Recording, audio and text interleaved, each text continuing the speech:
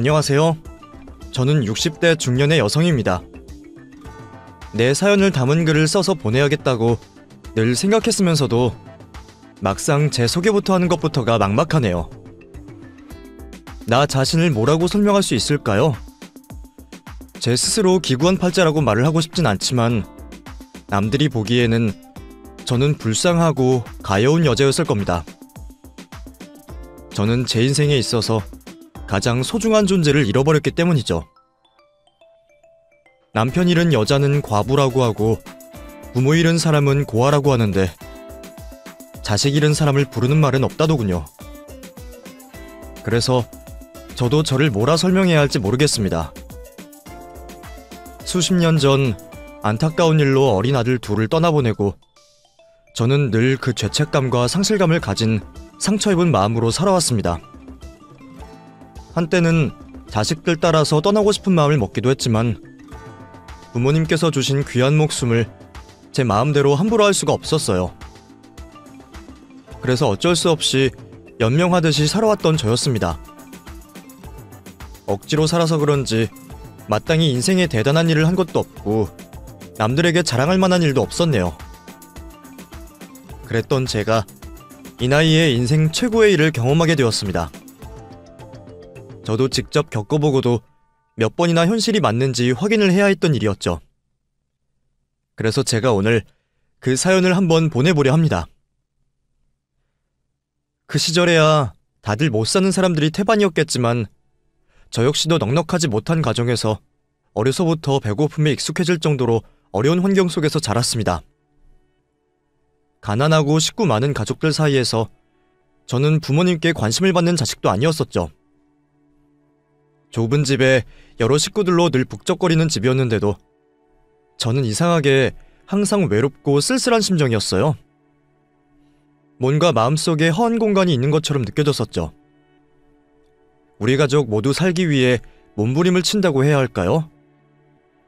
가족들 간에 서로를 봐줄 여유는 없었고 다들 앞만 바라보며 살았습니다. 그런 가족들 틈바구니에 있다 보니 저도 자연스레 가족들을 닮아갔고 얼마 없던 웃음마저 사라진 생활을 하고 있었죠. 그 당시 저에게 행복이라는 단어는 그 뜻만 알고 있었을 뿐 저와는 거리가 먼 단어 그리고 감정이었어요. 그런 저에게 행복이라는 걸 느낄 수 있게 해준 사람이 바로 제 남편이었습니다. 남편과 하게 된 연애로 인해 전 새로 태어난 사람처럼 얼굴이 밝아지고 활기를 찾으며 20대였던 제 나이와 맞는 모습을 찾아가고 있었어요. 남편과 하루라도 빨리 살림을 차리고 한 집에서 살고 싶었지만 우리 두 사람 모두 집안 형편이 넉넉하지 못했고 우리들 능력도 좋지 못했죠. 남편은 일용직 노동자였고 집안의 장남 대신 가게를 책임지고 있던 사람이었습니다. 그런 탓에 결혼에 대한 꿈만 가지고 오랜 연애를 하게 되었죠. 연애 중간 양쪽 집안에서 다른 사람과 결혼을 하라며 우리를 흔들기도 했지만 우리는 서로만이 평생의 짝이라고 생각하고 마음 변치 않은 채 연애를 했고 결국에는 결혼에 꼴이 날 수 있었죠. 결혼을 했다고 한들 우리 두 사람 형편이 좋아졌던 건 아니었지만 그런 건 상관없었어요. 진심으로 사랑하는 남편과 한 이불을 덮고 같은 장소에서 눈을 뜨고 살 비비며 살고 있다는 게 그 무엇보다 중요했고 그 누구보다 행복한 여자로 만들어주었죠.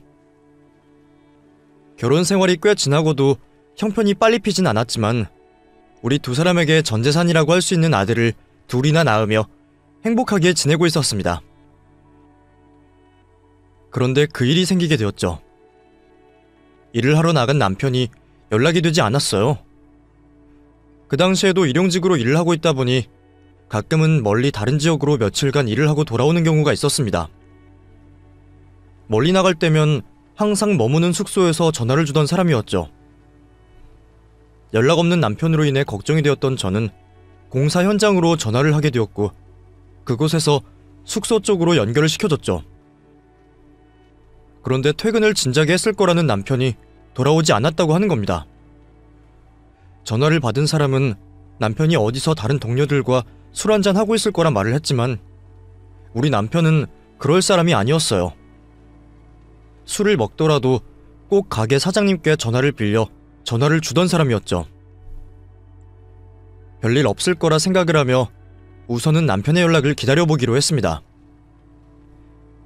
하지만 하루가 지나서도 연락이 오지 않았고 나중에는 현장 측에서 남편을 찾는 연락이 역으로 돌아왔죠.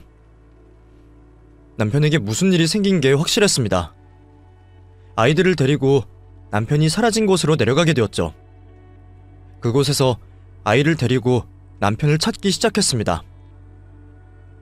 성인 남성은 실종 신고도 제대로 되지 않아 경찰의 도움 없이 공사 현장 동료분들의 도움을 받아 남편을 찾게 되었죠. 하지만 남편은 이 세상에서 증발을 하듯이 사라져 있었어요. 발견된 거라곤 공사 현장에서 숙소로 돌아오는 차도에 있던 남편의 지갑뿐이었죠.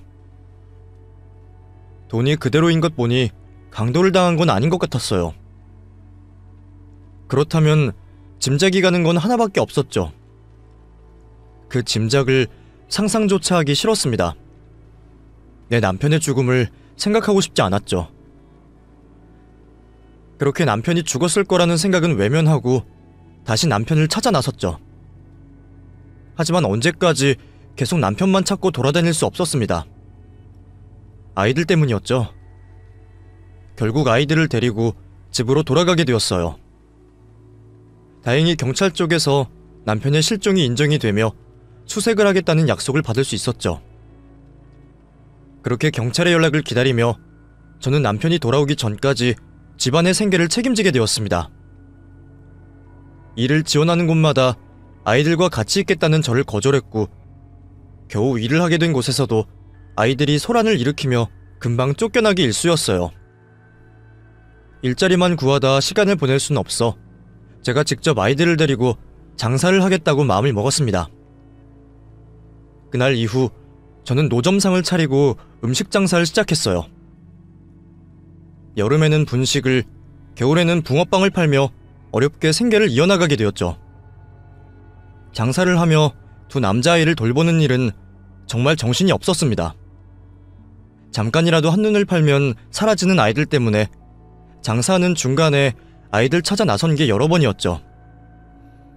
아이들 때문에 항상 불안했지만 돈을 벌기 위해서 그 방법밖에 없었습니다. 그러다 제 인생을 한 번 더 나락으로 빠뜨리는 그날이 되었죠. 그날은 신기할 정도로 장사가 잘 되는 날이었어요. 손님들이 몰리더라도 밀물처럼 한꺼번에 몰렸다 썰물 빠지듯이 한꺼번에 빠지는 게 보통인데 그날은 시작한 날부터 하루 종일 손님들이 끊이지 않았죠. 장사 시작 후 처음으로 밀려드는 손님들로 전 정신이 없었습니다.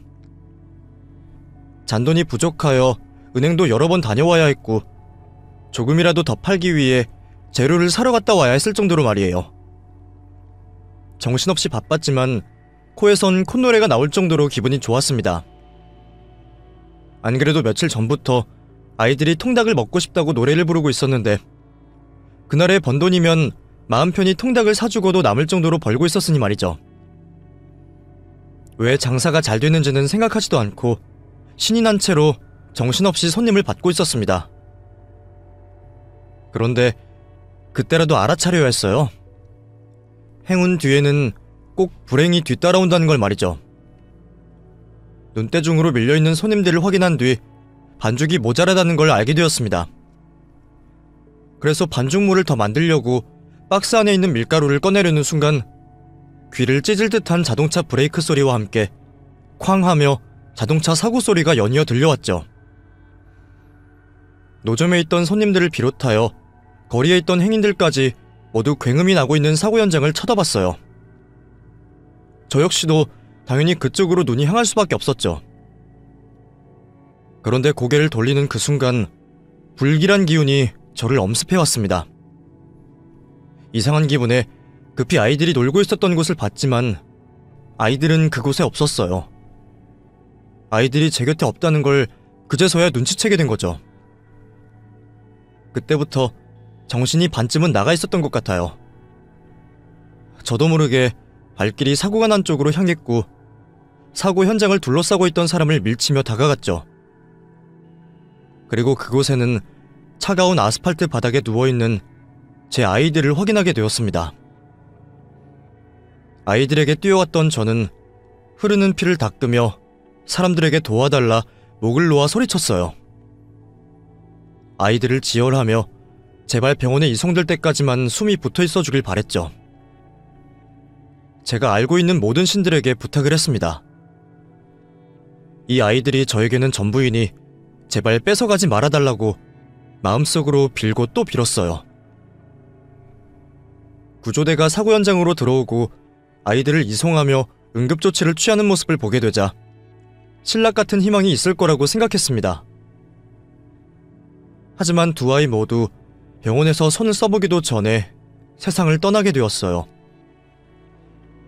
아이들의 사망 선고를 듣고 나서는 모든 걸 포기하고 싶은 심정이었습니다.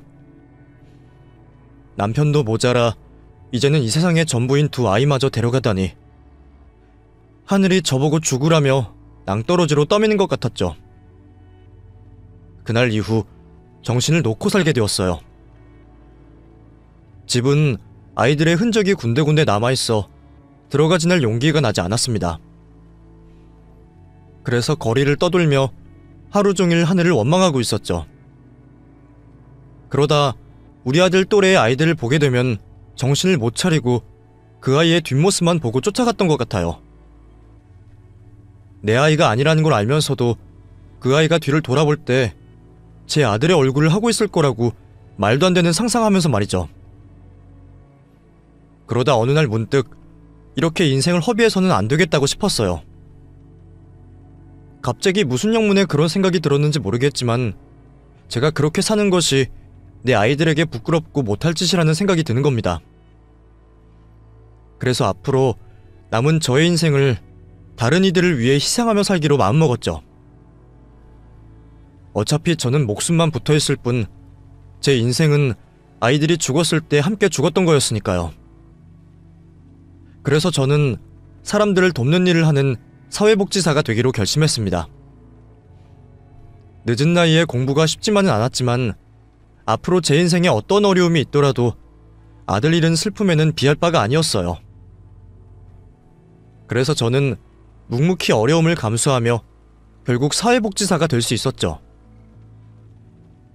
그렇게 사회복지사가 된 저는 그 후로 도움이 필요한 사람들을 찾아다니며 사람들을 돕는 일에 제 삶을 사용하게 되었습니다.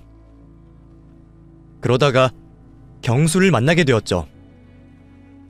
처음 경수를 만났던 건 길 위에서였어요. 무슨 일인지 보호자도 없이 길 위에 홀로 있던 경수는 자신이 어디서 왔는지 자기 이름이 뭔지도 알지 못했습니다. 나이를 물어도 모르는지 고개를 젓는 아이는 얼핏 봐서는 6, 7살 정도로 보였어요. 처음에는 길을 잃어버린 것 같아 경찰서에 데려갔지만 경수를 찾는다는 신고는 없었습니다. 경찰들을 도와서 열심히 아이 부모를 찾아보고 아이의 얘기를 들어보려 했지만 아무 소득이 없었죠. 결국 사회복지사인 제가 갈 곳 없는 경수를 잠시 돌봐주게 되었습니다. 혹시 아이가 어른들이 무서워서 말을 하지 못하나 싶었던 저는 시간을 두고 차분히 아이에게 다가가려 했어요. 아가, 집이 어디야? 이름이 뭐야? 부모님 보고 싶지 않아? 엄마께서 찾으실 것 같은데? 아이가 자기 이름이라도 알고 있어야 부모를 찾을 수 있을 거다 싶어서 아이의 이름이라도 꼭 알고 싶었지만 저의 끊임없는 노력에도 경수는 아무것도 기억해내지 못했습니다. 처음에는 말도 제대로 못하는 걸 보고 아이가 지능에 문제가 있나 싶을 정도였어요. 결국 찾는 사람도 나타나지 않고 신원을 모르는 그 아이는 고아 신세가 되어야 했습니다. 그리고 아이는 보육원에 가야만 했죠. 그런데 저는 그 아이가 자꾸 눈에 밟혔어요. 처음에는 아이를 잃었을 부모에게 공감이 되어 하루빨리 부모를 찾아주고 싶었는데 혹시 버림받았을지 모른다는 생각을 하니 아이가 걱정이 되더라고요. 얼마나 데리고 있었다고 벌써 아이에게 정이 들어 있었죠. 게다가 아이가 보육원으로 가면 잘 지낼 수 있을지 걱정이었습니다. 아직 말도 제대로 못하고 아무것도 기억 못하는 나이라 저희 집에서도 이제 겨우 조금 적응해서 밥이라도 먹을 정도였는데, 그런 아이가 또 환경이 바뀌게 되면 얼마나 힘들어질까 싶었어요. 우리 아들들과 비슷한 또래의 경수를 보며 아들 생각이 났던 저는 경수를 계속 임시보호하기로 결심을 했습니다. 아직 입양까진 모르겠지만 경수가 괜찮아질 때까지만이라도 제가 데리고 있으면 좋겠다 싶더라고요. 경수도 그 사이 저와 정이 들었는지 다행히 저를 엄마처럼 따라주었습니다. 저 또한 그런 경수를 제 친아들같이 생각하며 최선을 다해주고 싶었죠. 그렇게 저는 이름도 모르던 아이에게 경수라는 이름을 붙여주고 아이가 천천히 회복하기를 기다려주었어요. 말을 못하는 걸 보고 문제가 있나 싶었지만 일시적인 문제일 뿐이었는지 치료를 받기 시작한 경수는 나날이 좋아지는 게 보였습니다. 여전히 과거를 기억하진 못하지만 말도 하고 점점 생활에 적응해가며 이듬해부터는 무사히 학교도 다닐 수 있게 되었어요.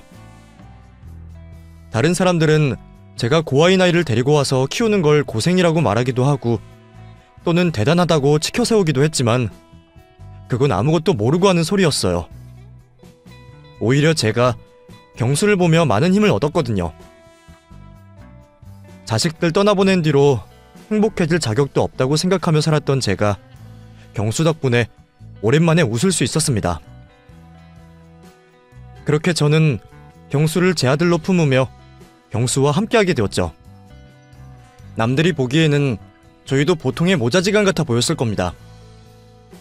그리고 저는 그게 꽤 기쁘고 행복했어요. 다시는 듣지 못할 거라 생각했던 엄마 소리를 들을 수도 있을 거라 생각했죠. 아이를 데리고 있다 보니 저도 자꾸만 욕심이 생기기 시작했어요. 자식같이 키우자고 해서 정말 제 친자식이 되기를 바랐던 게 아니었는데 저도 모르는 사이 경수에게 거는 기대와 바람이 점점 많아지게 되었습니다. 그래서 공부하라 잔소리하고 자꾸만 그 아이의 인생에 끼어들 생각을 하고 있었더라고요. 그래도 다행히 경수는 늘 제가 시키는 대로 잘 따라와 주었습니다. 공부도 열심히 해서 어느새 대학생이 되었죠. 그때 아줌마를 만나지 않았더라면 제 인생이 어떻게 되었을지 전부 아줌마 덕분이에요. 제가 꼭 성공해서 언젠가 보답할게요. 경수는 제게 꼭 보답을 하고 싶어 했지만 언제부터인가 저의 간섭을 부담스러워하는 듯 했습니다. 하지만 그 당시 저는 경수가 그런 마음을 품고 있는지 몰랐고 뭐든 시키는 대로 제 뜻에 따라서 하는 걸 보며 모든 게 괜찮다고 생각했죠. 그러다 경수가 자신이 사귀고 있는 여자친구를 저에게 소개시키고 싶다는 말을 해왔습니다. 정식으로 사귀는 여자친구를 소개시켜주는 게 처음이다 보니 무슨 바람이 불어 그러나 싶었어요. 기대에 부풀어 경수의 여자친구를 소개받게 되었지만 경수의 여자친구는 아무리 봐도 우리 경수와는 어울리는 것 같지 않았습니다. 저는 경수가 더 참하고 어른스러운 여자친구를 만나서 상처 많은 경수를 보듬어줬으면 했는데 그 애는 곱게 자라 철없는 티가 나는 아이였습니다. 어려서 어쩔 수 없겠지만 오히려 경수가 그 아이를 더 챙기고 희생하는 걸 보며 실망스러울 수밖에 없었죠. 그래서 저는 어쩔 수 없이 솔직한 제 심경을 전할 수밖에 없었습니다. 경수야, 내가 보기에는 그 친구는 아무래도 너와 어울리지 않는 것 같다. 공부도 너보다 못하는 것 같고 곱게 자라서 그런지 어리광만 많던데 그런 친구랑 사귀다가는 네가 고생만 하지 않겠니? 물론 연애야 그냥 사귀다 헤어질 수 있지만 사람 일이라는 게 혹시 모르는 거니 말이야. 아줌마는 경수 네가 더 어른스럽고 속 깊은 여자를 만났으면 좋겠어. 저 지금 여자친구 많이 좋아해요. 아줌마가 보기에는 철없는 어린애 같을지 모르지만 나름 속도 깊고 정도 많고요. 애초에 제 사정 다 알고도 괜찮다고 해준 여자친구예요. 그러니까 그런 말씀은 안 하셨으면 좋겠어요. 그리고 말이 나와서 말이지만 앞으로도 제 일에 대해서는 관여 안 하셨으면 좋겠어요. 관여를 하지 말라니. 너 어떻게 아줌마한테 그런 말을 할 수 있니? 내가 다 너 잘되라고 그러지 괜히 잔소리하는 거니? 솔직히 저 아줌마가 저한테 그러시는 거 부담스러워요. 제 생각하셔서 그러시는 거 알고 참았지만 이제는 하다 못해 제 여자친구 문제까지 두고 이러시는 거 스트레스 받아요. 그동안 아줌마가 저 걷어주시고 키워주신 건 감사하지만 그렇다고 아줌마가 제 친부모님은 아니잖아요. 뭐라고? 경수, 너 지금 그 말 진심이니? 내가 너를 어떻게 생각했는데 그렇게 섭섭한 말을 할 수 있어. 그래, 내가 네 친부모도 아니지만 나는 너를 내 아들처럼 키웠어. 그만큼 사랑하고 아꼈고. 그런데 경수, 네가 그런 말을 하면 내 속이 어떻겠니? 그래서 더 말을 못했던 겁니다. 친부모님이었으면 진작 화냈을지 몰라요. 아무리 부모라도 과한 간섭은 하면 안 되는 건데 아주머니는 저한테 간섭을 하고 걱정을 하는 걸 넘어서 집착하는 것 같이 느껴져요. 저를 아줌마 아들의 대체품처럼 생각하시는 것 같다고요. 아줌마가 자꾸 이러시면 저 앞으로 아줌마랑 잘 지내기 어려울 것 같아요. 집착이라니, 대체품이라니, 너 정말 너무하구나. 저는 전부 아이를 위해서 했던 일들이 경수에게는 부담이고 집착이었다는 말에 저는 큰 충격을 받고 말았습니다. 그리고 어리석게도 상처를 받고 말았죠. 내가 주면서도 돌려받기를 바라면 안 된다고 생각했었는데 저도 모르게 그 아이가 제게 자식 노릇하기를 바랐던 모양입니다. 그래서 내 욕심대로 아이가 행동하기를 바랐던 것 같아요. 경수도 참을 만큼 참았던 건지 결국 속마음을 내비쳤고 그 일로 저희는 갈등을 빚게 되었습니다. 그리고 그 후 저희 사이는 서먹해지고 전처럼 가까이 지낼 수가 없었죠. 그래도 내가 경수를 알고 지낸 시간이 몇 년인데 시간이 다 해결해 줄 거라 생각하며 저는 저희 관계가 다시 좋아지기를 기다리고 있었어요. 그런데 갑자기 경수가 유학을 갈 수 있는 기회가 생겼다며 저를 떠나게 되었죠. 아줌마, 저 운이 좋게도 유학비를 지원받게 되었어요. 사실 아줌마께 부담드릴까봐 말씀 못 드렸지만 오래전부터 꿈꾸던 일이었거든요. 그래서 저 이번 기회에 포기하고 싶지 않아요. 유학이라니, 나는 그런 일은 전혀 몰랐구나. 아무리 그래도 혼자 괜찮겠니? 사실 저 혼자 가는 거 아니에요. 여자친구랑 같이 가기로 했거든요. 사실 그래서 아줌마한테 먼저 소개시켜드렸던 거예요. 저희 그만큼 진지한 사이이고 서로 많이 의지하고 있어요. 그때 말씀드리려고 했는데 그런 일이 있어서 말씀을 미리 못 드렸어요. 저희가 아직 철없어 보일지 몰라도 나름대로는 생각이 있고 자신 있어요. 그러니까 믿고 보내주셨으면 좋겠어요. 이미 성인이고 대학생이니 자기 마음대로 하라면 언제라도 할 수 있는 경수였지만 착한 경수는 그 와중에도 제 기분을 상하지 않게 하려 노력하고 있었습니다. 그래서 저는 그런 경수를 아무 말 없이 보내줄 수밖에 없었죠. 그렇게 경수가 떠나고 저도 혼자 생각을 많이 하게 되었습니다. 지난 20년 가까운 시간 동안 경수를 제 친자식처럼 생각하며 모자람 없이 키웠다고 생각했는데 정작 내가 경수에 대해서는 잘 몰랐던 게 아닐까 싶더라고요. 아이가 뭘 좋아하는지 무슨 꿈을 꾸는지도 모르고 그저 제 생각에 맞춰 아이를 재단하려 했나 봅니다. 처음 경수를 만났을 때는 언제라도 아이가 원하는 방향으로 놔주겠다고 생각했었는데 어느 순간부터 제가 제 욕심에 아이를 올가매고 있었구나 후회가 들었어요. 그래서 저도 마음을 비우기로 했습니다.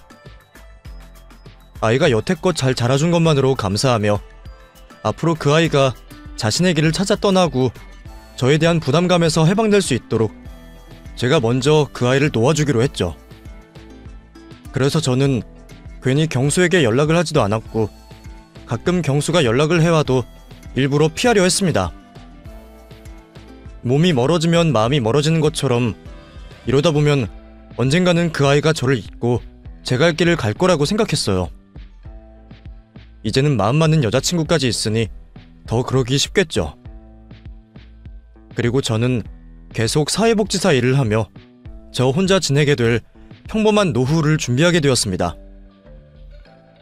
그렇게 평범하고도 평범한 나날들을 보내고 있던 주말이었습니다. 그 당시 저의 주말은 참으로 조용한 날이었죠. 집에서 TV를 틀어놓을 때를 제외하고는 다른 소음 하나 나지 않았어요. 고요하다 못해 적막하기까지 한 집 분위기를 애써 활기차고 밝게 만들려고 하지 않았습니다. 남은 평생을 그 당시 집 분위기와 마찬가지로 혼자서 쓸쓸하고 조용한 삶을 보내게 될 테니 최대한 익숙해지려고 노력을 하고 있었죠. 아침밥을 먹고 설거지를 하고 있을 때였습니다. 어쩐 일인지 누구도 찾지 않는 저희 집에 초인종 소리가 들려왔어요. 무슨 일인가 싶어 밖으로 나가보게 되었죠. 아무런 생각 없이 문을 연 순간 제 눈앞에 꿈같은 상황이 벌어졌습니다. 지금까지 죽은 줄로만 알았던 남편이 제 눈앞에 있는 거였어요. 많이 야위고 늙긴 했지만 분명 내 남편이 맞았습니다. 평생 그리워하며 단 한 번도 잊지 못했던 남편의 얼굴을 제가 못 알아볼 리가 없었죠. 순간 이게 꿈은 아닐까 싶었습니다. 말 한마디, 손가락 하나 움직일 수 없었어요. 꿈이라면 깨지 않기를 바랬기 때문이었죠.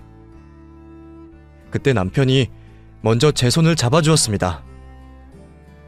제 손을 타고 오는 촉감으로 인해 전 지금 이 상황이 꿈이 아니라는 걸 알 수 있었죠.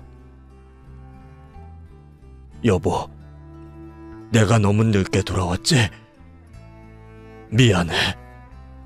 나 때문에 그 긴 세월 동안 고생하고 우리 아이들도 나 때문에.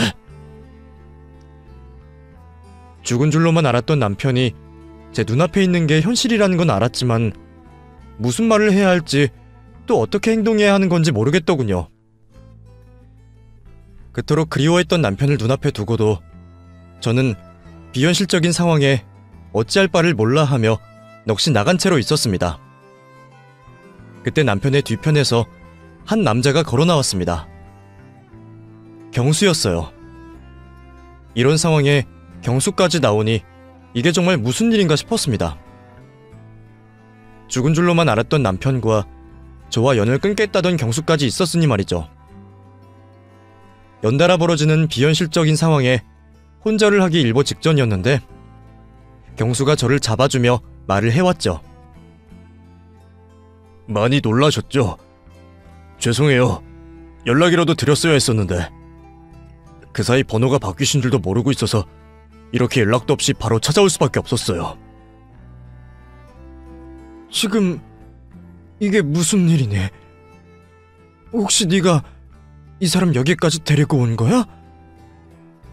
너 이 사람은 어디서 찾았고 또 경수 너는 어쩐 일로 여기까지 와준 거니? 네, 아저씨 제가 모시고 왔어요. 이야기하려면 시간이 한참 걸릴 테니 우선 여기서 이러지 마시고 들어가서 말해요. 놀라신 마음도 진정시키시고요. 그렇게 남편과 경수를 거실에 앉히게 되었고 오늘 우리가 만나기 전까지의 이야기를 들어볼 수 있었습니다. 저와 언쟁을 벌이고 난 뒤 경수는 예정된 유학길을 여자친구와 함께 떠났다고 했습니다. 저에게 했던 말들로 인해 마음이 안 좋긴 했지만 돌이킬 수도 없는 일이었고 저에게 화가 난 마음도 그대로였다고 했죠. 그래서 저에게 어떤 연락도 하지 않았다고 합니다. 자신이 성공하여 제게 받았던 도움을 갚아주겠다는 생각은 가지고 있었지만 거기까지일 뿐 더 이상의 교류는 하지 않겠다고 생각을 했었다고 해요. 하지만 시간이 점점 지나며 저에 대한 화는 가라앉고 미안함만 남았다고 했죠. 그러던 중 같이 유학을 하던 여자친구가 경수의 아이를 가지게 되었다고 했습니다. 유학생 생활을 하던 중 생긴 아이여서 급하게 식도하지 못한 채 결혼을 하게 되었다고 했죠. 그러다 보니 정신이 없었다고 하네요. 저에게 사과도 하고 자신의 아이가 생겼음을 알리고 싶었지만 공부와 육아를 동시에 병행하는 삶에 작은 틈도 없었다고 합니다.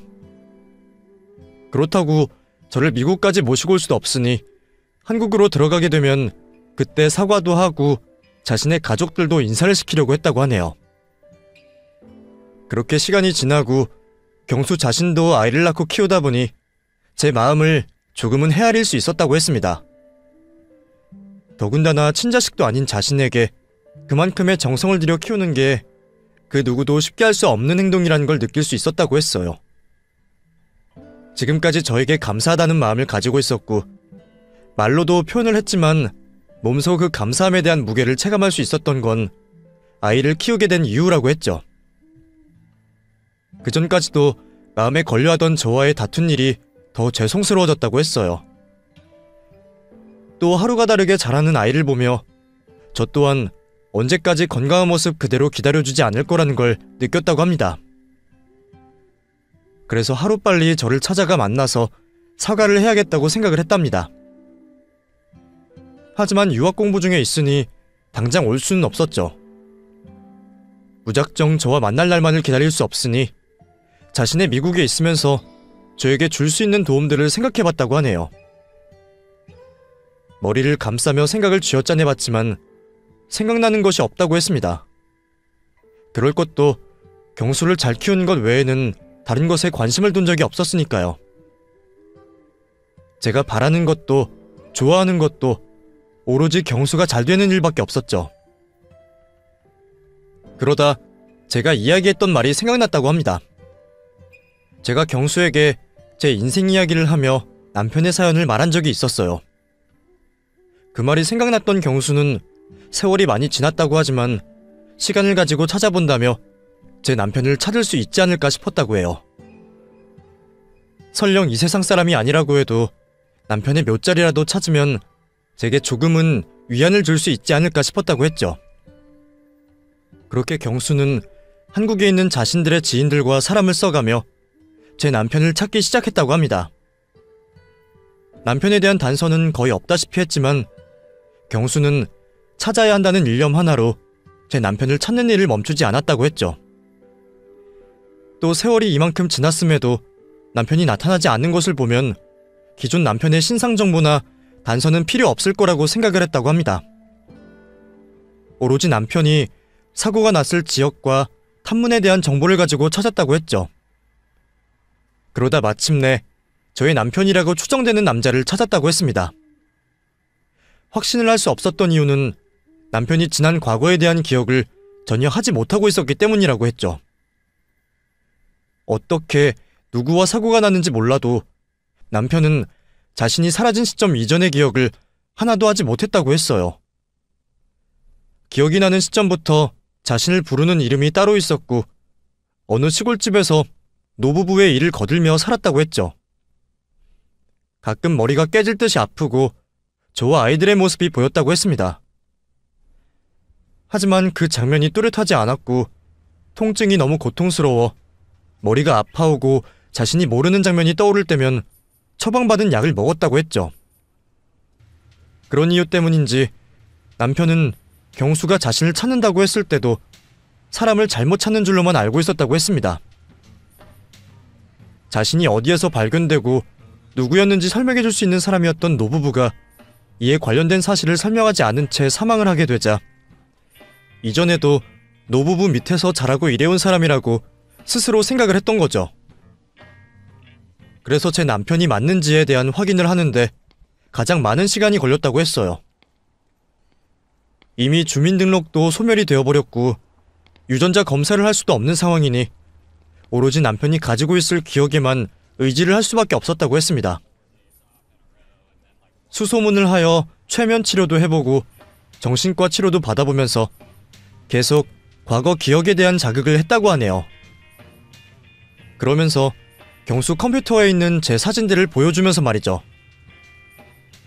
남편이 짧게 기억해내는 것들을 여러 번 확인했다고 합니다. 혹시 다른 의도를 가지고 기억을 해낸 척 할 수 있었으니 말이죠. 그렇게 여러 번 확인 끝에 남편은 경수가 알려주지 않았던 기억을 먼저 꺼내왔다고 해요. 아이들에 대한 기억과 저와 있었던 추억들을 말이죠. 남편에게 그런 기억들을 듣고 나서야 경수도 저에게 들었던 내용이 기억났다고 합니다. 그때 드디어 제 남편을 찾게 되었다고 확신을 했다고 하네요. 더 이상 저의 남편이 맞는지 아닌지 확인을 해볼 수 있는 것들도 남아있지 않았고요. 그렇게 학기를 마친 경수는 자신의 아내와 아들을 데리고 한국으로 들어왔고 제 남편을 만나 저와 만날 준비를 해줬다고 합니다. 그리고 제가 있는 집으로 찾아와 저를 만나게 되었던 거죠. 경수가 남편을 찾기 위해 썼던 그 과정이 얼마나 오랜 노력과 정성이 필요했는지 전 알고 있었습니다. 모래사장에서 바늘찾기와 마찬가지인 상황에서 오로지 저를 위해 남편을 찾아주겠다는 그 고마운 마음이 이야기를 전해주는 동안 제 마음속으로 전달되었어요. 제가 경수에게 해준 것에 비해 너무 큰 선물을 받은 것 같았습니다. 그리고 몸성이 돌아와준 남편에게도 고마웠죠. 여보, 고마워요. 이렇게 건강하게 살아있어줘서. 그리고 내가 미안해요. 당신을 더 빨리 찾았어야 했는데 내 노력이 부족해서 당신을 가족들과 떼어놓았어요. 미안해요, 여보. 그런 소리 하지 마. 당신이 왜 나한테 미안해? 잘못을 해도 벌을 받아도 내가 잘못했고 내가 벌을 받아야지. 당신은 최선을 다했어. 당신 혼자 얼마나 힘들었겠어. 남편도 자식도 지키지 못한 내가 무슨 최선을 다해요. 우리 아이들 당신 돌아올 때까지 지키지 못한 거 미안해요. 나 용서하지 말아요. 당신과 아이들을 지키지 못한 내가 죽어도 진작에 죽었어야 했는데 이렇게 당신을 만나서 죗값 달게 받으라고 저를 여태 이 세상에 살게 하셨던 것 같아요. 정말 죽지 못해서 살아가고 있었을 뿐인데 이렇게 당신을 만나게 되었으니 이제 곧 죽어도 여한이 없어요. 그러니 나 원망하고 욕해도 돼요. 무슨 말을 그렇게 해? 내 아내, 내 자식들 있는 줄도 모르고 정신 나가 있었던 내가 나쁜 놈이지. 이제 더 이상 당신 잘못이라고 자책하지 마. 이 모든 게 나로 인해 생긴 일이니 이제는 내가 당신의 죄책감을 안고 살 테니. 긴 시간 홀로 힘들기만 한 세상을 살아오던 저는 드디어 남편의 품에 안겨 휴식을 취할 수 있었습니다. 제가 자책하고 힘들어하는 만큼 남편 또한 가슴 아파할 거라는 걸 알았지만 그때만큼은 평생 하지 못하고 있었던 투정을 부리고 싶었어요. 남편에게 제가 얼마나 열심히 그리고 힘들게 살아왔는지 말을 하면서 말이죠. 이전에는 이런 일이 죽어서도 가능한 일인가 싶었습니다. 누구에게도 내색은 한 적 없었지만 배우자에게서 투정을 부리고 있는 여자들을 볼 때면 항상 부러웠었거든요. 그래서 그날만큼은 저도 남편의 품에 기대어 있고 싶었죠. 저와 남편은 한참 동안 서로에게 기대고 서로를 위로해주며 많은 이야기를 나누게 되었습니다. 그러다 뒤늦게 경수에게 고마움을 표해야 한다는 게 생각났죠. 내가 이러고 있으면 안 되는 건데.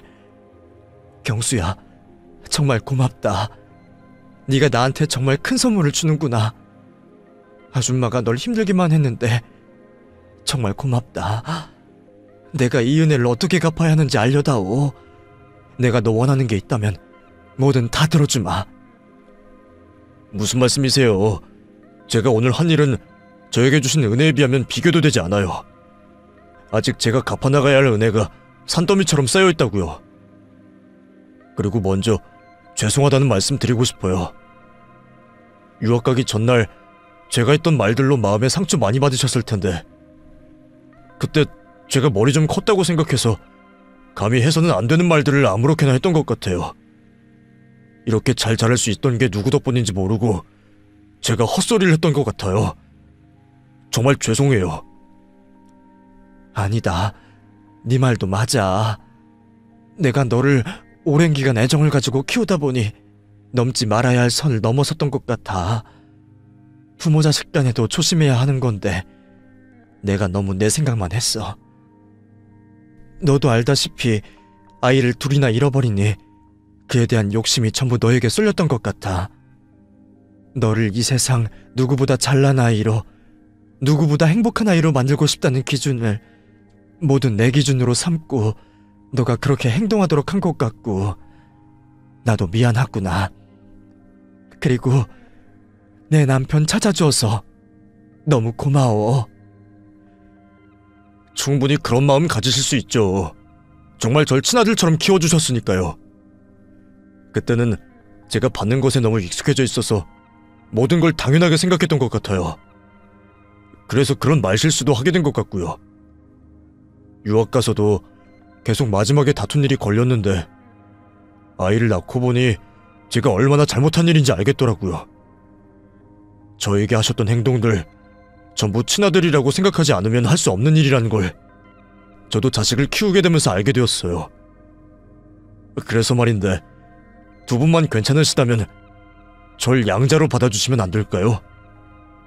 제가 어머님께 받은 은혜 앞으로 자식으로서 갚아나가고 싶어요. 그리고 이 세상 가장 행복한 부모님으로 만들어드리고 싶고요. 조금이라도 제 일방적인 제안이 불편하시면 거절하셔도 돼요. 양자가 되지 않더라도 최대한 자주 뵈면서 모시려고 할 테니까요. 그냥 저는 제 친어머니라고 생각이 들어서 제안해보는 거예요. 저는 경수의 말을 듣고 단 1초도 망설이지 않았습니다. 지난 기간 동안 경수를 키워오며 제가 바래왔던 일이었어요. 다만 경수 입에서 나오는 거절이 제 마음을 너무 아프게 할 것 같아 단 한 번도 입 밖으로 꺼내지 못했던 말이었죠. 경수가 제 아이가 되어준다면 전 너무 행복할 것 같았습니다. 그래서 남편의 생각도 묻지 못한 채 바로 대답을 하게 되었죠. 내가 왜 거절을 하겠니? 난 평생 너를 내 자식이라고 생각했단다. 물론 네가 싫어해서 거리가 생길까 싶어 말을 못했던 거지. 네가 먼저 그렇게 말해줘서 고맙구나. 내 남편을 찾아준 것만 해도 평생 너에게 감사해하며 살 텐데 이렇게 내 자식이 되고 싶다는 말까지 하니 너무 고마워. 제가 오히려 더 감사하죠. 이 세상 홀로 살아가게 될 고아였던 저를 거두어주시고 자식으로 생각해주시는데. 그런데 아저씨께서 이 상황을 받아들이고 생각하신 다음에 판단을 하셔야 할 테니 오늘 제가 말씀드린 제안의 대답은 나중에 듣는 걸로 할게요. 두 분이 어떤 대답을 주셔도 서류상에 표기되는 것을 제외하고는 제 마음가짐은 변하지 않으니 충분히 생각하시고 대답해주세요. 경수의 말처럼 남편의 뜻도 중요했기 때문에 저와 남편은 그 일에 관하여 서로의 마음을 터놓고 이야기하게 되었습니다. 남편도 저와 같은 생각이었어요. 아직 경수를 잘 모르긴 했지만 우리를 다시 만나게 해준 것과 제가 키워오며 가진 감정을 보며 한 가족으로서 지내면 좋을 것 같다고 말해주었죠. 그렇게 경수를 우리의 가족으로 받아들이게 되었습니다. 이후 며느리 되는 아이를 만나 과거 제가 저질렀던 잘못에 대해 용서를 구했고 서로 쾌쾌 묵은 감정을 정리하게 되었죠. 또 손주되는 경수 아들과도 만날 수 있었고요. 지금은 우리 온 가족이 자주 모이며 행복한 시간을 매주 보내고 있습니다. 제 곁에 아무도 없을 거라고 상상했던 것과 비하면 지금은 이런 호사가 따로 없을 정도죠. 이제 저는 더 바라는 게 없습니다. 하늘나라로 올라가 우리 두 아들 녀석들 만나기 전까지 더도 말고 덜도 말고 딱 지금처럼만 가족들과 웃으며 지내다 세상을 정리하고 싶네요. 평생 저에게 행복을 앗아간 하늘도 이번만큼은 제 바람을 들어주시리라 믿고 있습니다. 여러분들께서도 진심으로 제 행복을 바래주시면 감사하겠네요. 그럼 여러분들도 가족과 행복한 시간 보내시길 바라면서 항상 댁의 평안과 행복이 깃들길 바라겠습니다.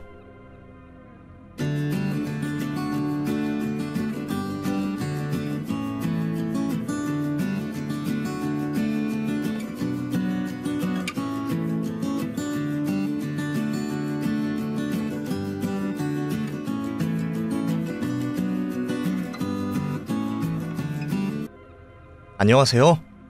전 40대 후반에 딸아이 둘을 키우고 있는 아빠입니다. 어쩌다 보니 제가 이런 곳에 사연을 보내게 되네요. 요즘에는 이런 사연을 TV로 볼 곳이 없어 제 이야기를 털어놓을 곳이 없다고 생각했는데 이런 유튜브 채널이 있다는 걸 이제서야 알게 되었습니다. 이곳에 사연을 보내시는 분들 모두 다 똑같겠지만 이런 사연을 가진 사람들은 답답하기는 한데 말할 곳이 거의 없어요.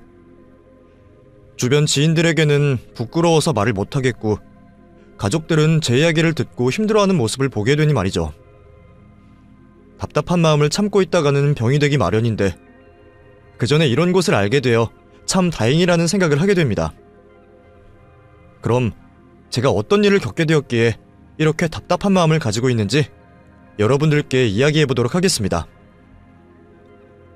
저는 독실한 개신교 집안에서 자란 아내와 긴 시간 동안 연애를 해오다 결혼을 하게 되었습니다.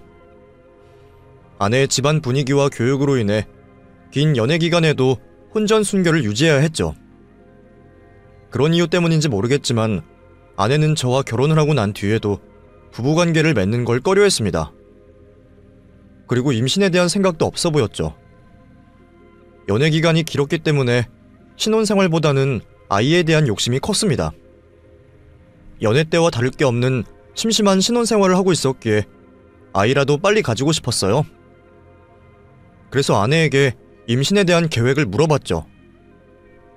당신 아이는 언제쯤 가지고 싶어? 연애 때는 우리 반반 닮은 모습의 아기가 보고 싶다고 했잖아. 그거야 멋모르던 어린 시절에 한 말이지. 나 임신할 생각 없어. 뭐? 아예 가질 생각이 없다는 말이야? 먼 미래까진 모르겠지만 최소한 10년 이내에는 가지고 싶지 않아. 그런 생각이 있으면 결혼 전에 말을 해줬어야지. 왜? 결혼 미루고 싶어? 남자들이야 자기가 임신하고 배불러 오는 게 아니니까 쉽게 말하지. 그게 얼마나 힘든 일인지 알아? 여태 운동하면서 몸매 만들고 체력 기른 거 임신하면 한순간에 다 무너져. 그것뿐이야? 내가 지금 직장 내에서 이룬 것들은? 나 앞으로 더 높은 직급으로 올라가고 싶고 내가 하는 일도 더 오래 많이 하고 싶어. 그런 것들 포기하면서까지 아예 가지고 싶은 생각은 없다고. 내가 이기적이라고 생각할 수 있겠지만 당신은? 당신은 지금 다니던 회사 그만두고 집에서 애 보고 살림만 하라면 살 수 있겠어? 당신이 전폭적으로 지원해준다고 하면 그때 가질 생각할게. 아내는 연애 때 저에게 말했던 것과 달리 임신을 상상하는 것도 싫어했습니다. 임신에 관한 대화가 나오면 흥분하는 아내의 모습으로 인해 제가 말조심을 해야 될 정도였죠. 솔직히 제 입장에서는 결혼 후 임신을 거부하는 아내의 모습이 당황스럽고 불만이기도 했어요. 그렇지만 아내의 이야기를 듣다 보니 이해가 영 가지 않은 것도 아니었습니다. 또 제 주변만 봐도 저와 같이 입사한 직원들 중 대부분의 여성 동료들이 임신과 육아로 회사를 그만둔 모습을 봤기 때문에 아내가 말하는 부분이 이해가 되었죠. 요즘 부모들은 아이를 늦게 가지기도 한다고 말을 하니 아내가 말한 10년 뒤에는 기대를 해도 되지 않을까 싶었습니다. 그래서 아내를 이해하고 결혼 생활을 이어가고 있었죠. 그런데 문제는 부모님들이었어요. 손주에 대한 기대가 많으셨던 저희 부모님들께서도 처음 얼마 동안은 신혼생활을 즐겨야 하는 저희 부부에게 아이에 대한 부담을 주는 말씀을 하시지 않으셨어요. 가끔 주변에서 손주에 대한 물음을 해오실 때 저희 의견을 묻는 듯 물어보시긴 했지만 저희 대답을 이해해주시는 편이셨죠. 그런데 결혼 3년차가 되어서도 임신에 관한 소식이 하나도 들리지 않자 더는 참지 못하시겠는지 저희에게 직접 물어오셨습니다. 그런데 너희 벌써 결혼한 지 3년이나 넘었는데 아직도 임신에 대해서는 생각이 없는 거야? 아무리 요즘 부모들이 늦게 아이를 낳는다 하지만 직접 애 낳아보고 키워본 입장에서는 한 살이라도 더 젊을 때 낳아야 고생을 덜한다고 생각하는데.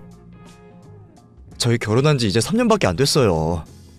어머니 아버지 때랑 다르게 저희 두 사람 모두 회사 다니고 일한다고 바쁘다 보니까 같이 놀고 즐길 시간이 부족해서 아직도 신혼 초 때와 다름이 없어요. 임신은 조금 더 결혼 생활 즐기다려고요. 다른 사람들 그렇게 한다고 똑같이 하는 게 답이 아니라서 하는 말이다. 남자든 여자든 몸이 가장 좋을 때 애를 낳아야 아기가 튼튼하고 아픈 곳이 없어. 부담 주려고 하는 말은 아닌데 너희들도 젊은 게 평생 유지된다고 생각하지 말고 체력이 가장 좋을 때, 건강할 때 가질 생각을 하라는 거야. 애둘러 대답을 했지만 부모님은 임신을 생각해보겠다는 대답을 듣고 싶어 하시는 듯 보였습니다. 저도 아이를 가지고 싶은 마음은 부모님과 똑같았지만 아내가 완강히 거절을 하고 있었으니 눈치를 볼 수밖에 없었죠. 부모님께서 임신에 대한 말이 길어지면 아내가 스트레스를 받을 것 같아서 제가 다 뒤집어 쓰기로 했어요. 솔직히 말하면 이 사람은 아이를 가지고 싶어 하는데 제가 아이를 아직은 가지고 싶지 않아서 그래요. 제 욕심이 커서 그런지 모르겠는데 아직 아이를 키우는 데 있어서 형편이 부족한 것 같아요. 계속해서 더 좋은 환경을 비교하면 끝이 없겠지만 제가 기준으로 삼은 환경이 있어서 그때까지는 애를 갖고 싶지 않아요. 또 지금 제가 한 아이의 부모가 될 자격이 있나 싶기도 하고요. 애들을 조금이라도 예뻐하는 마음이 들면 모르겠는데 지금은 그냥 짐덩어리라고 생각이 들거든요. 낳고서 후회하면 답도 없잖아요. 그래서 이 사람이 아이 가지자고 하는데 제가 피하는 거예요. 환경이나 제 마음이 아이를 가져도 되겠다 싶을 때 가지려고요. 그러니까 아이에 대해서는 그만 말씀하세요. 이러시면 괜히 역효과만 나요. 그래도 저희 집에서는 제가 아이를 가지고 싶지 않다고 말을 하니 더 이상의 말은 나오지 않았습니다. 탓을 해도 제 탓을 해야 하고 제가 역효과만 난다고 협박 아닌 협박을 해오니 더는 말씀을 못 하셨던 거죠. 그래서 저희 집보다 처가댁이 더 문제가 되었습니다. 처가 식구들 모두 독실한 개신교 신자여서 다복한 가정을 중요시하셨거든요. 아내가 저에게 말을 했던 것처럼 처가 식구들에게 말을 해줬으면 되었겠지만 아내도 자신의 부모님 앞에서는 그 말을 쉽게 하지 못했습니다. 장서방, 회사 일이 많이 피곤한가? 많이 피곤하진 않습니다. 일도 점점 편해지고 있고요.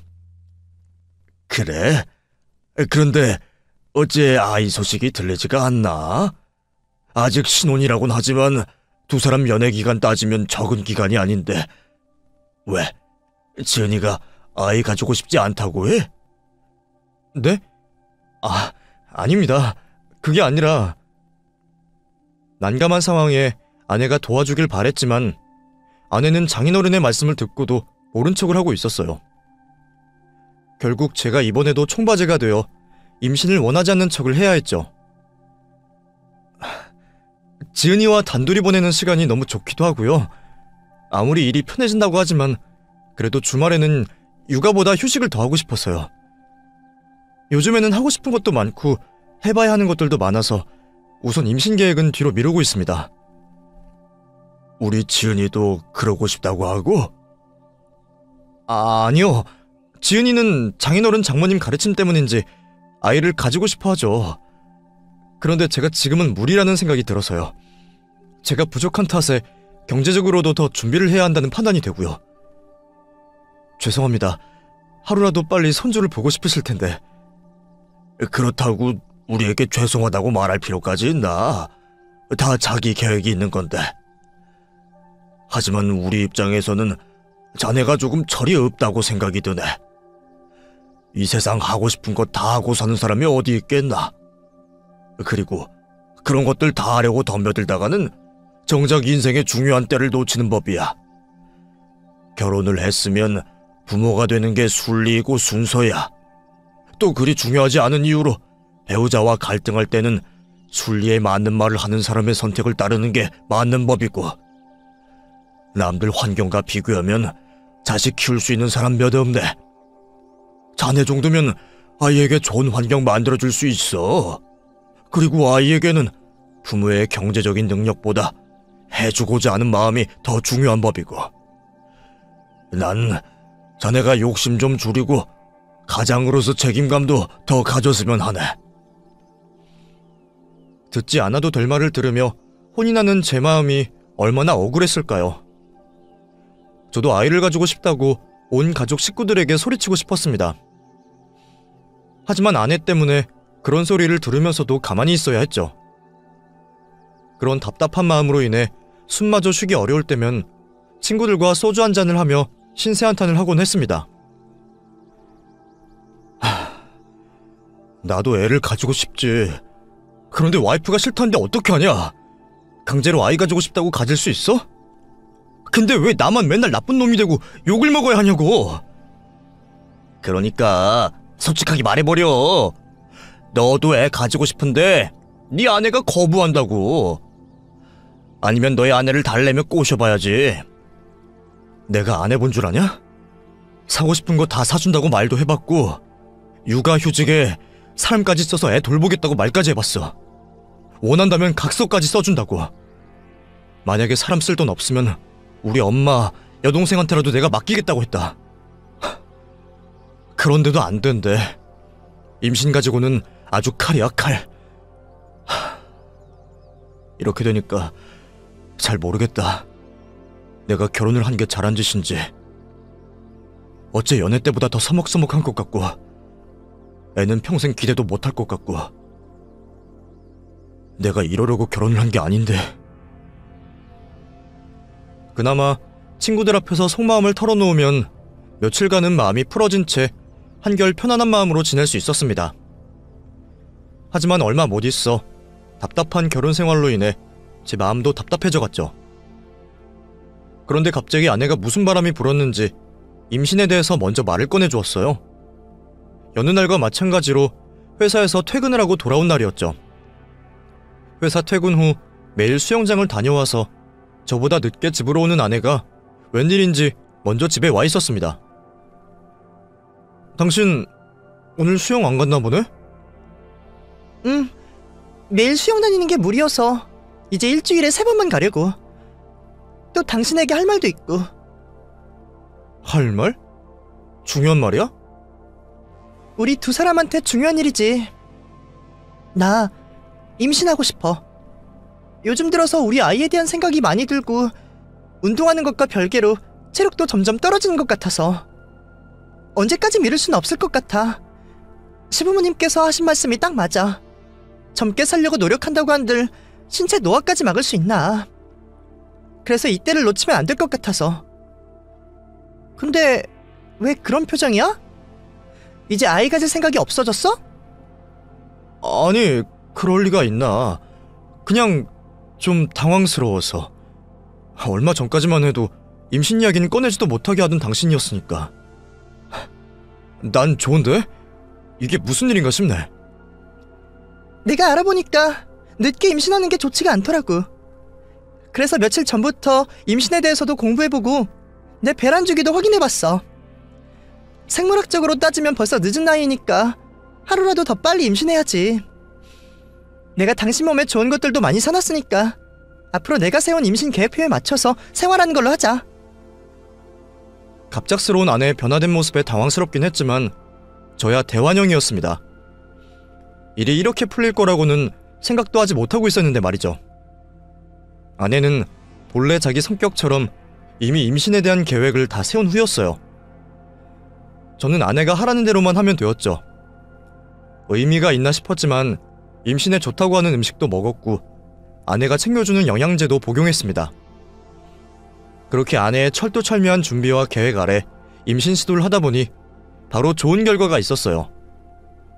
뜻하지 않게 되는 게 임신이라곤 하지만 그래도 주변 사람들을 보니 꽤나 장기간 동안 임신을 시도하던데 이렇게 금방 되는 게 맞나 싶었죠. 아내가 보여주는 임신 테스트기의 두 줄을 보면서도 믿기지가 않았습니다. 어쨌거나 좋은 게 좋다고 병원 결과도 임신이길 바랬죠. 다음날 점심시간을 이용하여 아내가 산부인과에서 임신 판정을 받게 되었고, 그 소식에 저는 밥을 먹는 도중 일어나 소리를 지를 만큼 환호를 하게 되었죠. 드디어 저도 아빠가 된 거예요. 우리 두 부부 사이에 평생 자식이라고는 없을 줄 알았습니다. 친구들과 우스갯소리로 개라도 여러 마리 키워 그 새끼들을 돌보는 걸 자식이라 대신 생각하며 살아야겠다고 말을 할 정도였죠. 그 정도로 자식에 대한 생각은 접고 있던 상황에 아내의 임신 소식은 기적과 같은 소리였어요. 자신에게 중요한 것이 얼마나 많은지, 그리고 그것들 모두 이루고 싶을 만큼 욕심이 큰 아내라는 걸 알았던 저는 모든 것을 포기하고 임신을 선택한 아내가 너무 고마웠습니다. 모든 남편이 그렇겠지만 아내를 위해서는 뭐든지 다 해주고 싶었어요. 그래서 정말 극진히 모셨다고 말해도 될 만큼 임신한 아내를 돌봐줬죠. 그렇게 아빠와 엄마의 사랑을 잔뜩 받았던 덕분인지 아이들은 만 달이 되지 않아 태어났고, 그럼에도 몸 건강하게 태어났죠. 쌍둥이 공주님들이었어요. 얼마나 예쁜지 아이들을 너무나도 안고 싶으면서도 혹시 저 때문에 생채기가 생기지 않을까 저 자신을 불안해하며 겨우겨우 아이들을 안을 수 있었죠. 너무 사랑스러웠습니다. 이 세상에 가장 아름답다는 그 무엇과도 비교해도 상대가 되지 않을 만큼이요. 꼼지락거리는 모습과 하품을 하는 모습에 너무 예뻐 쓰러질 것 같았죠. 바래고 바랬던 아이들이었던 만큼 정성을 들여 키우게 되었습니다. 아이들을 낳아준 아내가 너무 고마워 아내에게도 뭐든지 다 해주었죠. 아이들이 엄마와 머무는 병원을 떠나기 싫었어요. 그런 마음은 아내가 산후조리원을 가서도, 또 집에서 아이들을 돌보고 있을 때도 마찬가지였죠. 발길이 차마 떨어지지 않는다는 게 무슨 말인지 알겠더라고요. 집 현관을 나서면 바로 뒤를 돌아 아이들에게 가고 싶었습니다. 그런데 아내는 저와 달라 보였어요. 쌍둥이 딸들의 모유 수유 기간이 끝나기도 전에 자기 몸매 걱정을 하고 아이를 귀찮아하며 모성애가 부족한 모습을 보였죠. 저야 원래 아내의 차가운 모습을 알고 있었기 때문에 크게 놀라진 않았습니다. 하지만 아내의 부족한 모성애를 받는 아이들이 걱정이 되었죠. 그러다 보니 제가 아내의 부족한 자리까지 아이들에게 채워주기 위해 노력을 했던 것 같아요. 제가 좋아서 하는 행동이었으니 노력을 했다고 말하긴 그렇지만 하여튼 아이들에게 정말 최선을 다했습니다. 딸바보는 당연했고 딸들과 붙어있기 위해 친구, 가족 약속은 모두 외면했죠. 어쩔 수 없이 사람들을 만나야 할 때는 꼭 쌍둥이 딸들을 데려갔습니다. 사람들 모두 쌍둥이 딸을 돌보는 저에게 정신이 없겠다고 말했지만 천만에요. 전 아이들과 있는 시간이 너무 행복했어요. 보통 엄마들이 하는 행동은 전부 다 했던 것 같습니다. 극성 엄마가 아니라 극성 아빠였죠. 쌍둥이들이 모든 발표를 한다고 하면 회사 일을 하다가도 핑계를 대고 아이들이 있는 곳으로 찾아갔습니다. 아이들이 다니던 유치원, 초등학교에서 저를 모르는 사람이 없을 정도였죠. 그 정도로 딸들을 사랑하다 보니 딸들도 자연스럽게 저를 엄마보다 더 따르고 좋아했어요. 물론 아이들 키우는 게 마냥 좋기만 했던 건 아닙니다. 중간중간 마음 아픈 일도 힘든 일도 많았지만 몇몇 순간을 제외하고는 정말 꿈속에 있는 것처럼 행복하기만 했어요. 또 저를 무척이나 잘 따르는 딸들로 인해서 매번 신바람이 난 생활을 하고 있었죠. 저를 오랫동안 알고 지내온 사람들은 절 아이들이 낳기 전과 후로 나눌 정도로 전혀 다른 사람의 모습으로 살고 있었어요. 가족이 저에게 전부였고 특히 아이들은 저의 분신이나 다름이 없었습니다. 저는 아이들과 같이 있는 시간이라면 무엇을 해도 좋았고 애들만 바라보고 있었는데 나이를 점차 먹고 있는 아이들은 다른 관심사들이 점점 많아지기 시작했어요. 아빠로서 내색은 할 수 없었지만 내심 서운했죠. 그러다 보니 자연스럽게 셋째에 대한 바람이 생기기 시작했습니다. 아내 입에서 무슨 말이 나올지는 몰라 걱정이 되었지만 시도해봐서 나쁠 건 없다는 생각이 들었죠. 아내도 쌍둥이 딸 키워오는데 다른 엄마들보다는 저 때문에 편하게 키웠으니 육아에 대한 긍정적인 생각을 가지고 있을 거라고 생각했죠. 그래도 혹시 모르니 아내의 기분을 최고로 좋게 만들고 이야기하면 좋을 것 같아 선물을 주며 셋째에 대한 이야기를 꺼내보았습니다. 오늘 무슨 날이야? 아니면 좋은 일이라도 있어? 꽃도 아니고 이렇게 비싼 선물을 왜 갑자기 해? 그냥 당신 지금까지 애들 키우느라 바깥일 하느라 고생 많이 했으니까 준비했지. 그렇게 비싼 선물도 아니야. 마음엔 들어? 그럼 당연히 마음에 들지. 그런데 내가 한 게 뭐가 있다고 이런 걸 줘? 솔직히 말해봐. 당신 뭐 잘못했거나 나한테 바라는 거 있지? 있긴 있는데 다름이 아니라 요즘 애들이 학교 들어가고 관심사가 많아져서 그런가 집이 너무 조용하지 않아? 항상 애들 소리로 시끄럽다가 갑자기 조용해지니까 좀 허전하기도 하고 서운하기도 하고. 그래서 말인데 우리 셋째 가지면 안 될까? 당신도 한번 경험해서 알겠지만 애 낳고 나서는 나한테 맡기기만 하면 되잖아.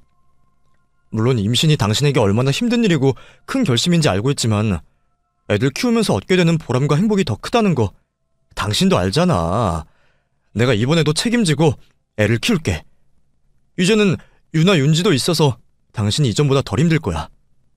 우리 한 명만, 딱 한 명만 더 낳고 더는 욕심 부리지 말자. 당신 지금 무슨 소리 하는 거야? 지금이 유나윤지 가졌을 때랑 같아? 당신이나 내 나이를 생각해봐. 애 대학 들어갈 때 우리 환갑잔치 해야 돼. 그리고 우리 몸은 생각 안 해? 지금 애 가진다고 건강한 아이 나온다는 보장이 있어? 만약에 애한테 문제가 있으면 어떡하려고 그런 말을 쉽게 해. 유나 윤지나 잘 키워. 나도 알지. 근데 당신 결혼 초에 했던 말 생각 안 나? 그때는 10년 뒤에 애 가질지 생각해본다고 했잖아. 그때 당신 한 말대로 생각하면 지금 아이를 가지는 게 늦은 게 아니야. 나 혹시 몰라서 운동도 꾸준히 하고 있었어. 그래서 그때보다 체력도 좋고. 요즘 부부들 애 낳는 나이 보면 우리가 늦은 나이도 아닌데 아이 하나만 더 가지면 안 될까? 싫어. 절대 안 나. 한 번만 더 임신이나 아이 낳자고 하는 소리 했다가 봐. 나 그날 바로 짐 싸들고 집 나갈 거야. 난 유나윤지 키우는 걸로 만족하니 애 가지고 싶으면 나랑 이혼해서 다른 여자 사이에 낳던가 해. 결국 제가 한 제안은 아내에게 구박을 듣는 걸로 끝이 났습니다. 그런데 아내의 확고한 거부 표시에도 쉽게 포기가 되지 않더라고요. 아무래도 과거 똑같은 경험이 있어서 더 그랬던 것 같습니다. 유나 윤지를 가질 때도 그 전에는 지금보다 더 완강히 임신을 하지 않겠다고 말을 해왔던 아내였으니까요. 아내의 마음이 또 언제 변할지 모른다고 생각했습니다. 그때가 언제가 될지는 모르겠지만 말이죠. 그렇다면 지금 건강한 제 정자를 유지하는 일이 가장 중요하다고 생각이 들었어요. 운동과 생활 식습관만으로는 건강함을 유지할 수 없으니 정자를 냉동시키기로 했습니다. 요즘에는 임신이 어려운 부부들도 쉽게 한다고 들어서 저도 거부감이 들지 않았죠. 만약을 위해서 준비를 해놓는 게 좋겠다고 생각했어요. 아내가 알게 되면 난리를 칠까 싶어 아내 몰래 병원을 예약하게 되었습니다.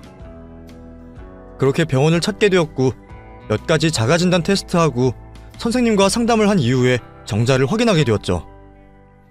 정자를 정식으로 냉동하기 전 활동성과 모양을 확인해야 한다고 했습니다. 그렇게 검사 결과를 기다리고 있던 중이었어요.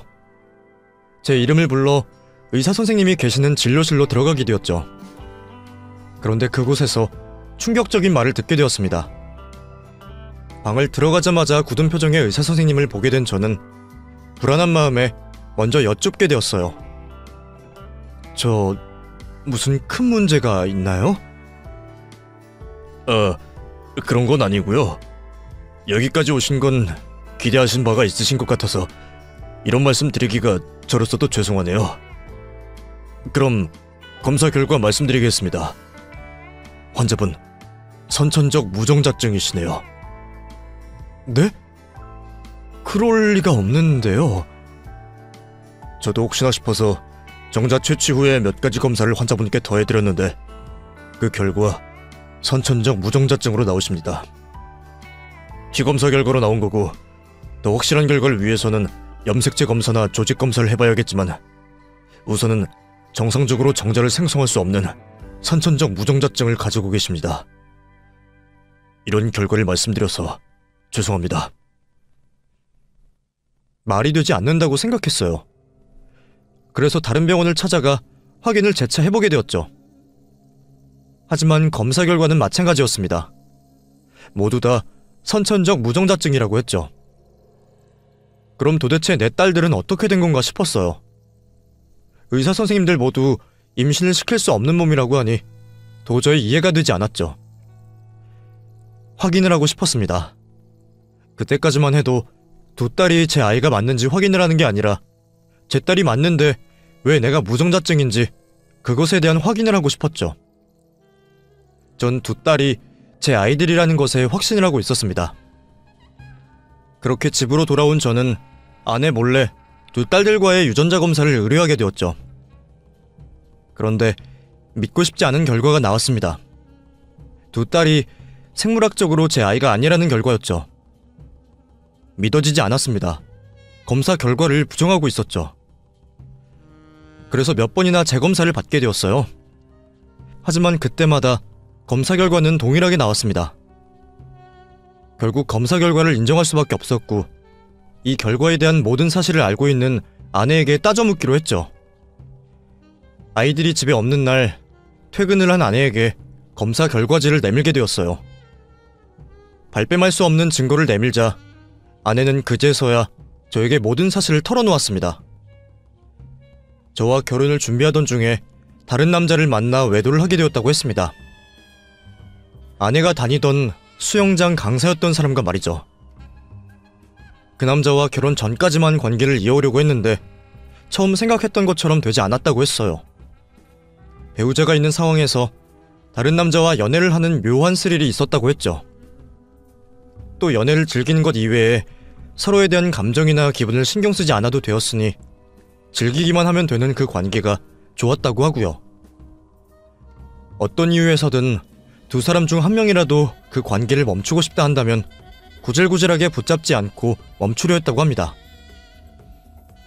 하지만 두 사람 모두 쉽고 편하게 자신의 욕망을 채울 수 있는 관계를 멈추지 않았죠. 그러다 한순간의 실수로 인해 남자의 아이를 아내가 임신하게 되었다고 했습니다. 어떤 이유에서 그런 행동을 한지는 모르겠지만 아내는 그 남자의 아이를 낳기로 결심을 했고요.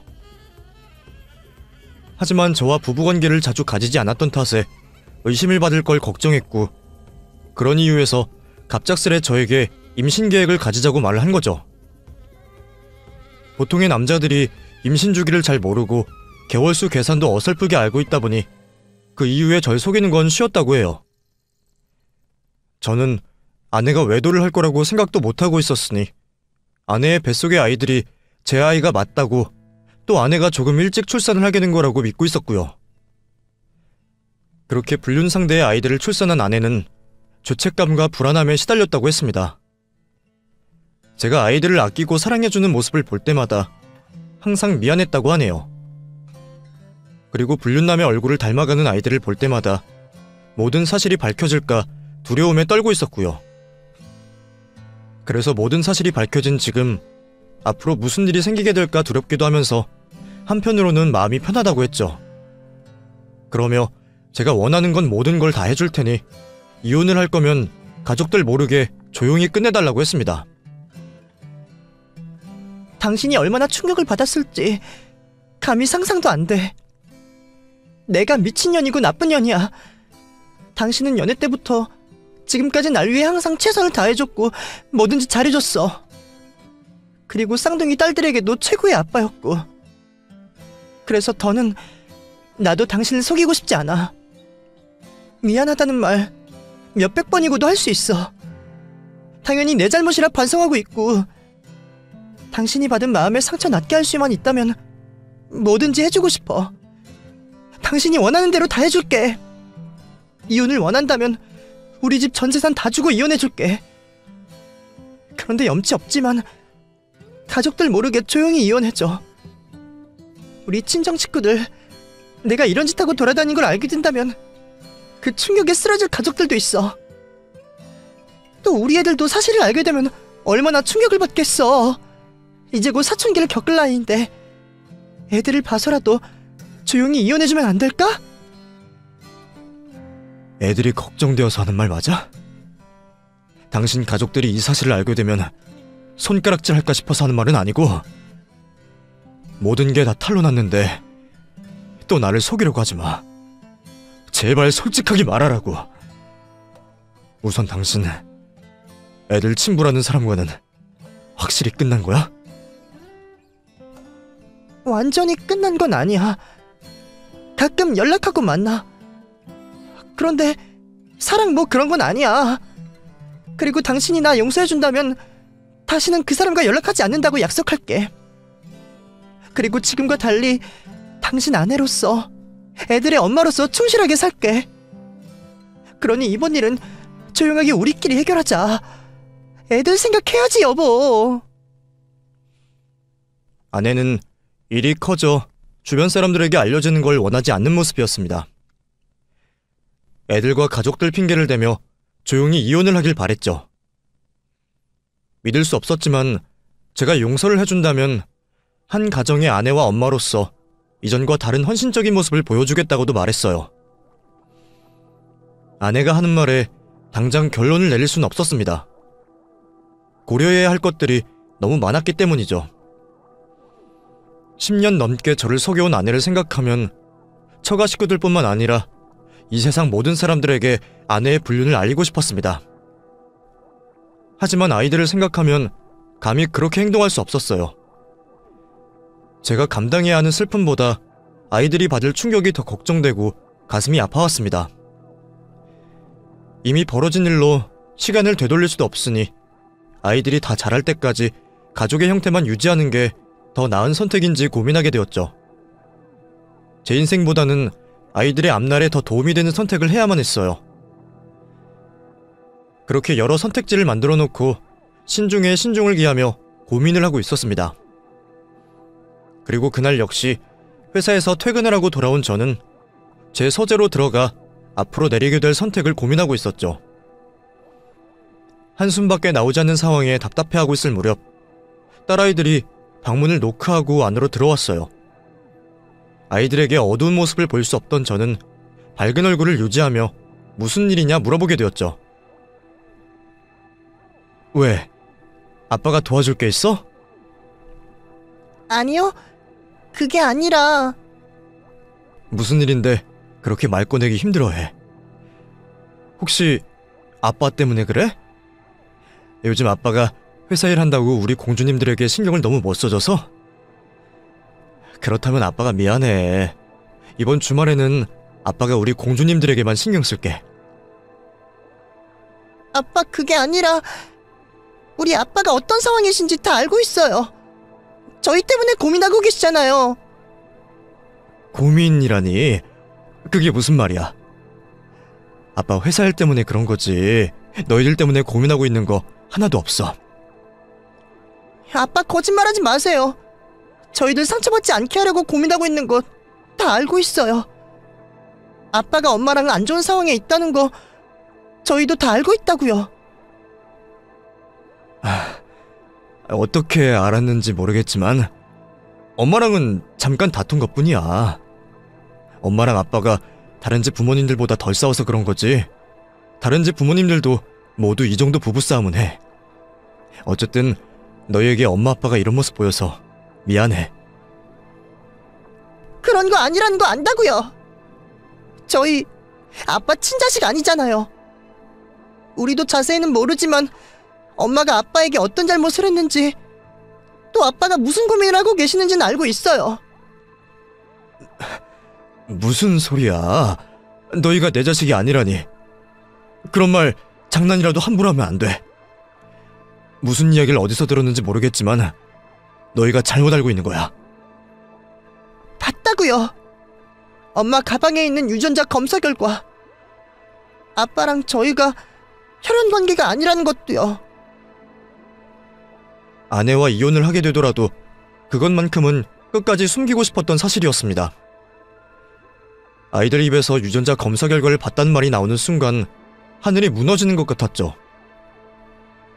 잘못을 저질렀던 건 아내였지만 제가 검사를 한 행동으로 인해 아이들이 이런 일을 알게 되었다고 생각이 들어 아이들의 얼굴을 똑바로 쳐다볼 수가 없었습니다. 지금 이 상황이 혼란스러울 아이들을 내가 이해시켜주고 흔들리지 않게 잡아줘야 한다는 걸 알면서도 머릿속이 새하얘지고 무슨 말을 어떻게 해야 하는지 모르겠더군요. 어쩔 줄 몰라 하는 저를 진정시켜주었던 건 오히려 아이들이었어요.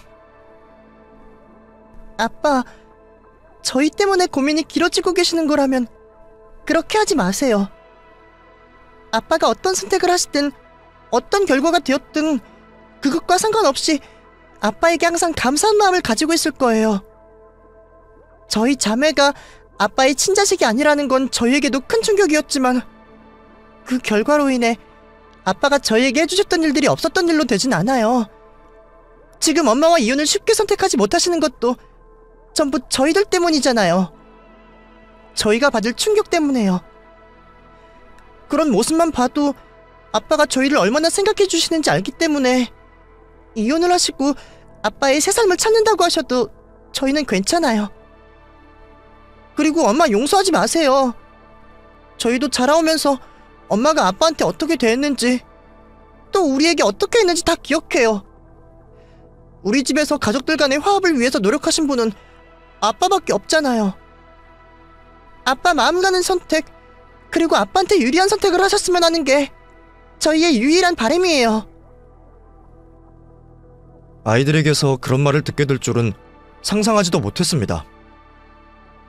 아이들은 어느새 그만큼 자랐던 건지 혼란스러울 상황에서도 차분하게 생각을 정리했고 거기다 아빠인 저까지 위로해주고 있었죠. 아이들 앞에서 눈물을 보이고 싶진 않았지만 아이들의 마음에 감동을 하여 저도 모르게 눈물이 흘렀습니다. 그리고 그 어떤 말보다 저에게 힘을 내게 해주었죠. 아이들이 모든 사실을 알고 있는 상황에 아내와 관계를 이어가는 건 아니다 싶었습니다. 어차피 아이들에게 관심도 없던 아내였으니 제가 홀로 아이들을 키우게 되더라도 아내와는 관계를 깨끗이 정리하는 게 낫다고 판단이 되었죠. 아버님과 어머님께 아이들을 잠시 맡아달라 부탁을 하고 전 아내와 이혼 소송을 하게 되었어요. 아내 뜻대로 조용히 이혼 소송을 하고 싶지 않았습니다. 지금까지 거짓말을 해온 아내에게 법적인 처벌 이외에 다른 벌이 내려졌으면 싶었어요. 저와 아이들이 받게 된 상처의 10분의 1이라도 아내가 받기를 원했습니다. 그래서 이혼 소송을 하며 처가댁으로 찾아가 아내가 외도를 하고 있다는 걸 밝히게 되었죠. 물론 처가 식구들 모두 아내가 그런 행동을 했을 거라고는 믿지 않는 모습을 보였어요. 하지만 제가 검사받은 유전자 검사 결과와 아내가 자신의 외도를 인정하는 메시지를 보여주자 더는 부정을 할 수가 없었습니다. 처가 식구들 모두 저에게 용서를 빌어왔죠. 그리고 아내를 손가락질하기 시작했죠. 독실한 기독교 집안이었기 때문에 아내의 그런 행동은 용서될 수 없는 행동이었어요. 처가 식구 모두 아내에게 잔인할 정도로 몰아붙였죠. 아마 아내가 저와 조용히 이혼을 하고 싶었던 이유가 이것 때문이었을 겁니다. 그렇게 아내는 가족과 지인들에게 욕을 먹어가며 저와 이혼 소송을 이어가게 되었어요. 그런데 아내와 이혼을 하던 도중 생각지 못했던 문제에 부딪히고 말았습니다. 바로 아이들에 대한 양육권 문제였죠. 제가 자신이 원하는 대로 조용히 합의 이혼을 하지 않고 처가 식구들에게도 모든 사실을 알리자 아내는 아이들에게 애정도 없으면서 저에게 보내주지 않겠다며 양육권을 가져가겠다고 했습니다.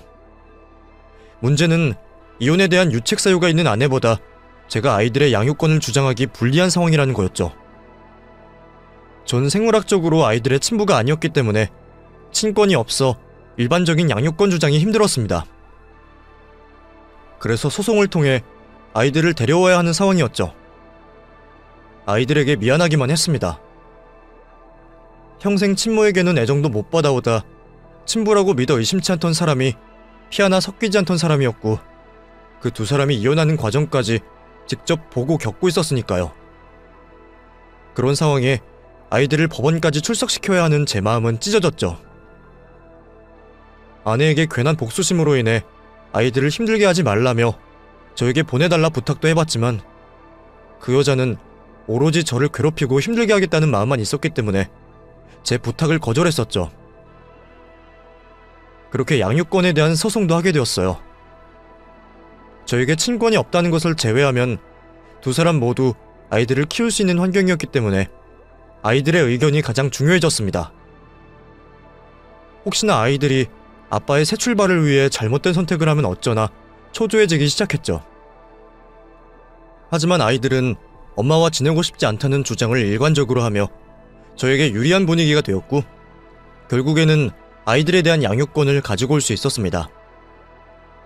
아내와 벌였던 이혼 소송보다 더 떨리고 긴장되는 판결이었기 때문에 저에게 양육권이 있다는 판결에 정말 다행이라는 생각이 들었죠. 그렇게 아내와 저는 완전히 관계를 끝낼 수 있었습니다. 물론 면접 교섭으로 아이들을 데려다주고 데리고 올 때마다 마주치긴 하지만 그 외 일체 연락은 하지 않고 있어요. 아이들과는 이전과 변한 것 없이 행복한 추억을 쌓으며 살아가고 있고요. 비록 피 한 방울 섞이지 않은 부녀관계지만 우리들보다 더 끈끈한 부녀관계는 없을 거라 확신을 하고 있습니다. 그만큼 저는 아이들에게, 아이들은 저에게 최선을 다해주고 사랑하며 지내고 있죠. 제 사연을 듣는 분들은 겪지도 않았어도 될 일을 겪게 되어 제가 불쌍하고 안타깝다고 생각하실 분들이 많을 거라 생각합니다. 그런데 제 생각은 반대입니다. 아이를 가질 수 없는 저에게 이런 일이 생기게 되어 이토록 사랑스러운 두 딸을 얻게 되었으니 말이죠. 아직도 아내에게 당한 일을 생각하면 속이 답답하지만 이제 그런 찌꺼기 감정은 잊어버리고 사랑하는 아이들을 바라보며 살아야겠습니다. 이렇게 처음으로 제가 겪었던 모든 일을 말하게 되니 답답한 마음이 많이 시원해진 것 같네요. 이제 여러분들께 인사를 드리고 글을 마무리하겠습니다. 제 인생사 들어주셔서 감사합니다.